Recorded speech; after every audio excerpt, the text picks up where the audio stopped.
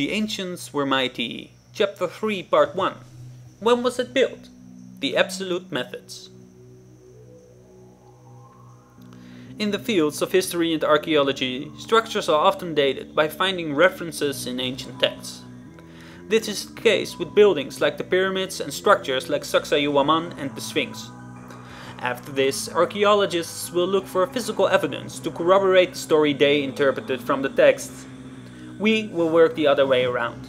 In geography, age dating goes from the absolute to the more relative methods. Absolute dating methods are the most exact and most reliable. They deal with the physics side of geography. An example of these dating methods is the measurement of radioactive decay. For determining the age of ancient structures, we will make use of the carbon-14 dating method.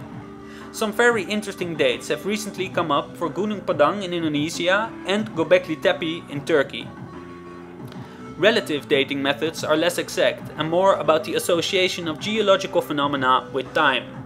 We will look for these phenomena in and around ancient structures to get a better grip on in what time period the structures were built. The methods that apply differ per ancient structure. For instance, the minimum age of an underwater structure can be determined by measuring its depth beneath the surface. Geophysical methods have proven that in ancient times sea levels were much lower. Therefore, the minimum age of a submerged structure can be established by finding the time period in which the sea level was at least as low as the depth of the structure. For this, we will look at structures like the Bimini Road, the Yonaguni Monument, and the underwater menhir.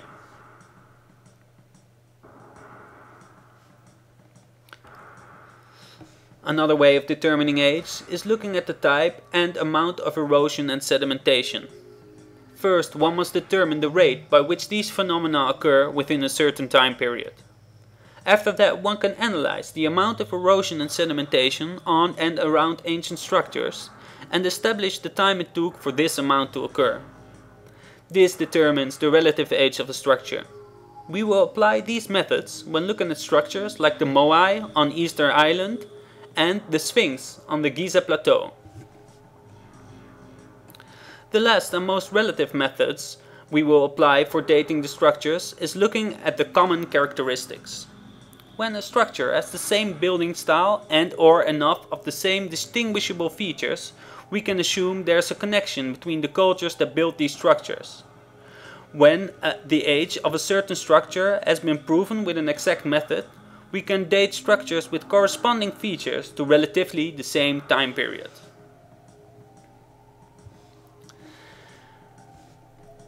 Regular theory mostly dates all ancient structures within a time frame that supports a certain paradigm, which I like to call the Eurocentric supramistic paradigm. This paradigm works with the assumption that human evolution is linear and that modern Western society is the apex of our species' development and understanding. Within this paradigm, we are constantly enforced to believe that civilization started with the more primitive cultures of the superstitious Egyptians and Babylonians, followed by the more superior and enlightened Greeks and Roman cultures of Europe. Within this view of history, the rest of the world isn't even taken into account. Let's see if this cultural bias on the age of ancient structures holds ground versus the physics of the analysis of geological phenomena. I hope you enjoy. Geoarchaeology, absolute dating methods, the measurement of radioactive decay. In most instances, it is not possible to accurately date the stone structure itself. One can date the age of the stone in the structure, but this does not explain when the stones were hewn from the bedrock and set into place.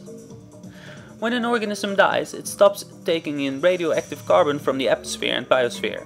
The carbon inside the organism starts to decay.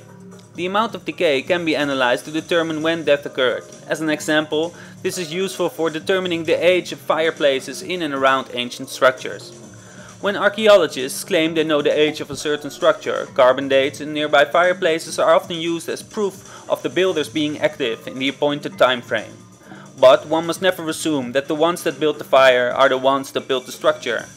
Egypt has been inhabited since time immemorial and there are bound to be fireplaces to be found from almost any time frame.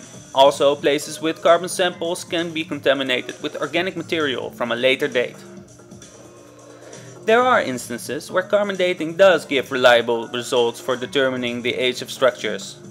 This is when one consistently finds the same dates inside structures that have been buried or filled up with soil holding organic material.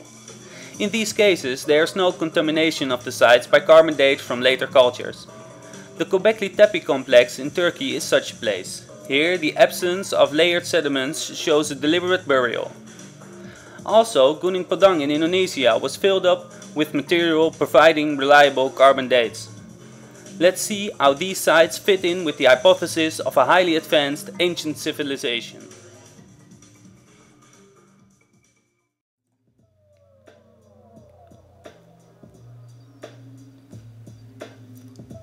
Gobekli Tepe in modern-day Turkey is an ancient site with important clues for the lost civilization. The German Archaeological Institute has done some thorough research here. They analyzed the soil and concluded the site was deliberately buried. When carbon dating, results consistently produce dates between 8000 and 9700 BCE. This means that part of the site were built at least 11,700 years ago. Gobekli Tepe is sometimes compared to Stonehenge because of its stone circles, but actually it's a lot bigger. The top of the hill called Gobekli Tepe is unnatural. Here 20 or maybe even as much as 50 megalithic stone circles are buried. These circles are unlike the ones at Stonehenge, beautifully carved from a hard limestone. This is not a small feat. An interesting notion is that the older carvings are the most precise. Again, we see a decline in technology, not an ascent. The undeniable age of Gobekli Tepe shows that we must totally redefine our time frame when searching for the age of ancient megalithic structures. Megalith builders were already operative 10,000 years ago. Many ancient structures are possibly older than previously thought. In the second part of this chapter we will look at commonalities between megalithic structures and Gobekli Tepe and determine whether they fit the same time frame.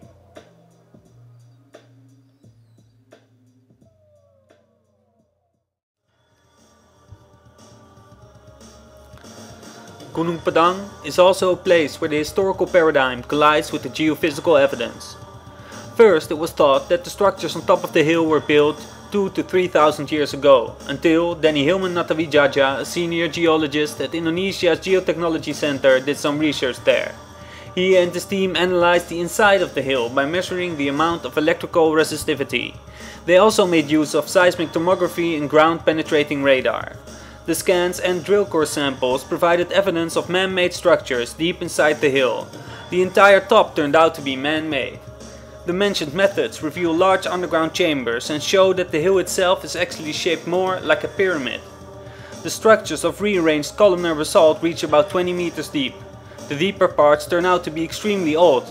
The pyramidal structure was filled with soil that, when carbon dated, produced dates between 10 to 20,000 BCE and beyond. These are the earliest absolute dates ever measured for an ancient megalithic site. Gunung Padang is constructed with columnar basalt in a fashion similar to other structures found in the Pacific. These structures are Nam Madol on Pompeii and Lelu on Kosrae. More about this connection in part 4 of chapter 1 of this research, which will be about the mysterious ancient origins of the Pacific seafaring cultures and the possible lost continent of Mu.